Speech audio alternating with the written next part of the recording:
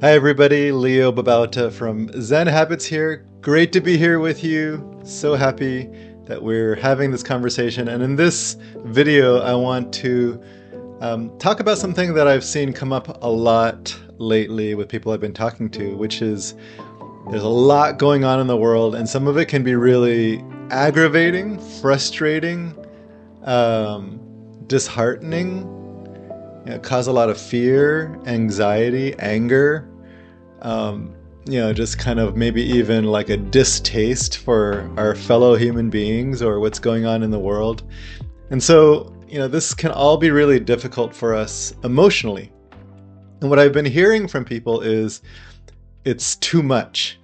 They are having a hard time facing their lives with what's going on in the world. So they're shutting down, they're overwhelmed, they are dreading getting on their meetings, or they're going to work or taking on difficult tasks. Maybe they don't have the same optimism about other human beings that they usually do.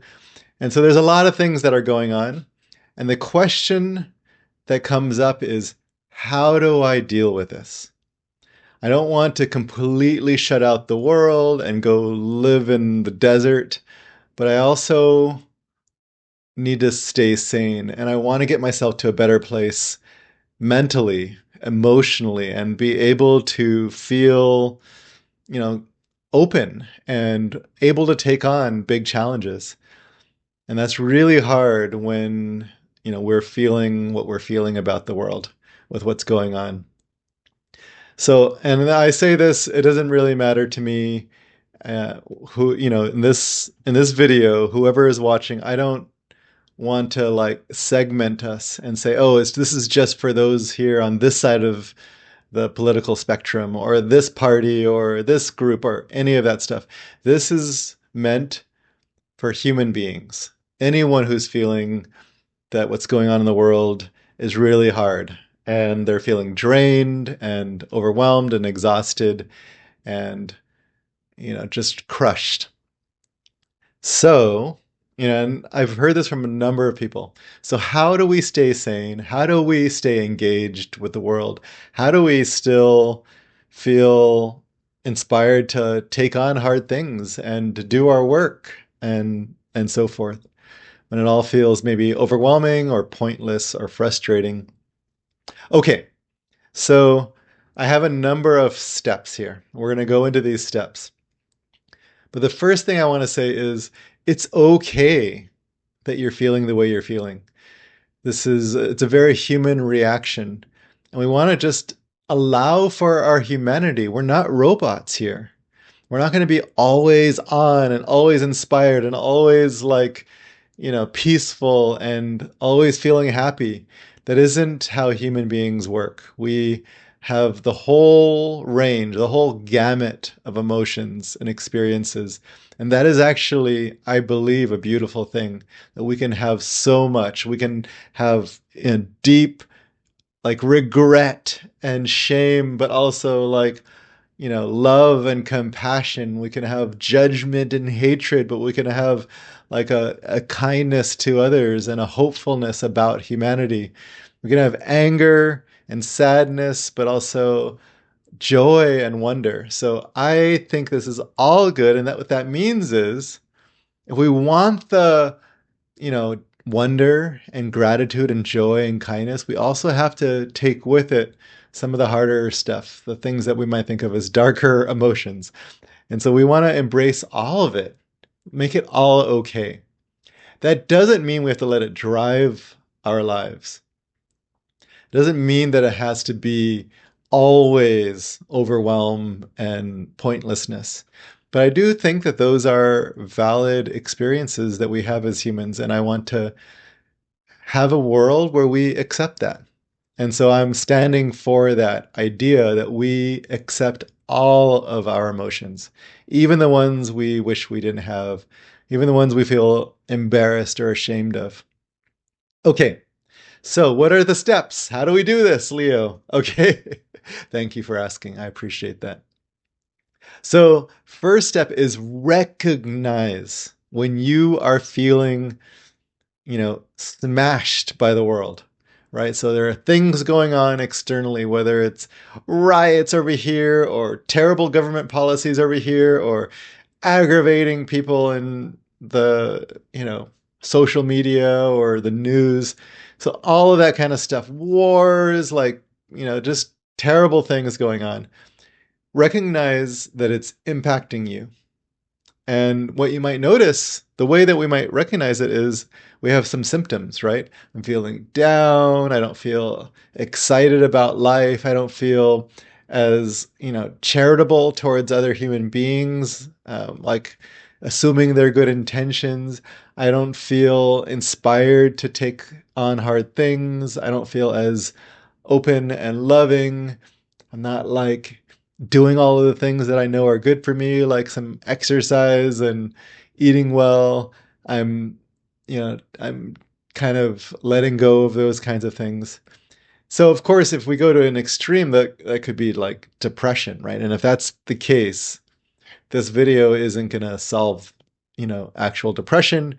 You want to get like treated with a mental health professional, right? So therapist, psychiatrist, if you're actually facing some really clinical depression. But on a like, let's just say on a kind of uh, non-severe kind of feeling down and not able to take things on, what we want to just notice is what's going on in the world is impacting me and making it hard for me to live my life in a way that I want to live it. And so just acknowledging that can be really huge. And you might ask, Leo, this is probably what's going on in your head. I can read it already. Leo, why, it's obvious. Why do I need to like take this first step of acknowledging that this is happening? Because if you don't do this first step, then all the other steps can't happen. And what I've noticed is that a lot of people don't even actually acknowledge that this is happening. They might acknowledge it if they get on a call with a therapist or a coach. And if you'd like a coach, reach out to me. I am accepting clients right now. So go to coaching.zenhabits.net and you can fill out a form and we can jump on a call. But you might acknowledge it with a coach or a therapist, but for your internally in your day-to-day life, you might not be acknowledging that this is impacting you. And so what we do is just do what we would do out of default when things are impacting us like this, which is maybe I binge watch Netflix or doom scroll on social media or play video games, until 2 a.m. or I'm eating like junk food left and right, or I'm slamming back drinks or smoking myself into a stupor or, like distracting myself away from what I'm feeling because I don't want to feel it.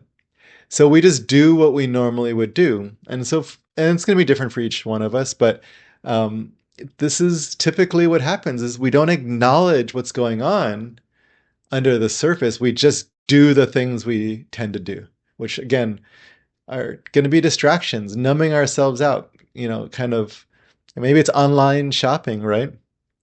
Those kinds of things are kind of on autopilot.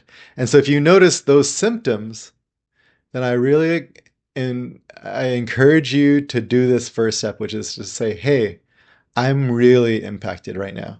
I'm really feeling grief or anger or pointlessness about what's going on. So that's step one. Step two is I would say give yourself a little bit of mental space, kind of push all of it back. So if you've been, scrolling on social media, you can't stop because of some anxiety about what's going on. Stop yourself.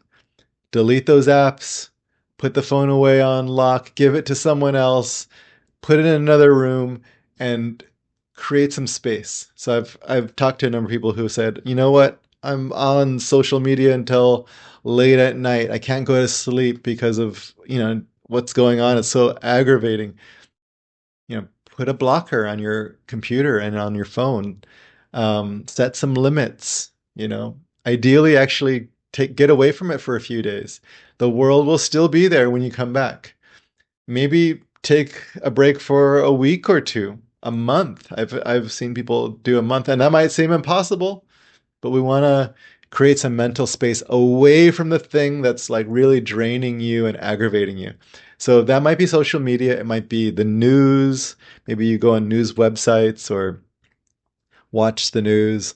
Um, it might be some other source. But so if you can create some mental space, it could be, I'm going to take a weekend with no electronics, just a good book to read, maybe a journal. Maybe I'll get outdoors and go for a hike. You can do that with other people. Go for hikes with people. Get out there. Get away from things. Get out into nature. Get out into solitude, into some quiet. And what we're doing is we're creating some mental space. Now, that doesn't have to be permanent, although I do think mental space is incredibly important. More important than we usually allow for. But it doesn't have to be like, I'm never going to look at the news again for the rest of my life. I just mean like for a little bit. Take some space. Let your mind kind of settle a bit because of what's going on. That's step two, a little bit of mental space. And if 3 days sounds like too much, give yourself 3 hours. Okay, step number three, after you've taken the mental space, we want to attend to the feelings. Now, we have more empowered steps beyond this, but before we try and inspire ourselves and take some action, I really encourage an attending to these feelings that are coming up for you. So if you're feeling aggravated, what can you do to help soothe those aggravated feelings?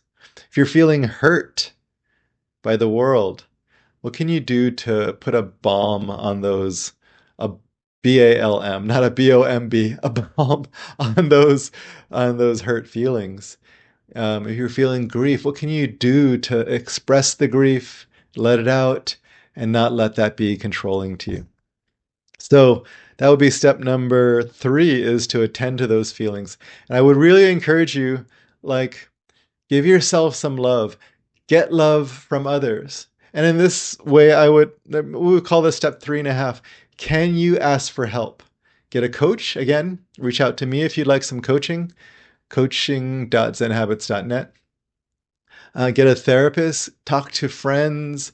Get into a support group. Reach out to loved ones, your partner, your family members, your friends. Get hugs. Other things that can really help is take a hot bath or shower, hot tub, sauna, those kinds of things. Hot tea or cocoa, meditation, yoga nidra, those kinds of things. We want to just kind of let ourselves soothe. Okay, so that's step three, is attend to the feelings. Let ourselves get to a calmer emotional space. And number four is start to reclaim your empowerment. What are some things you can do to start to take action, to feel like there is some point to your action? So something that's doable and small, but that's within your control, but that feels like a positive step in some good direction. Now, you're going to have a hard time doing that if you haven't done the first 3 steps. But after you're doing those first 3 steps, start journaling about this.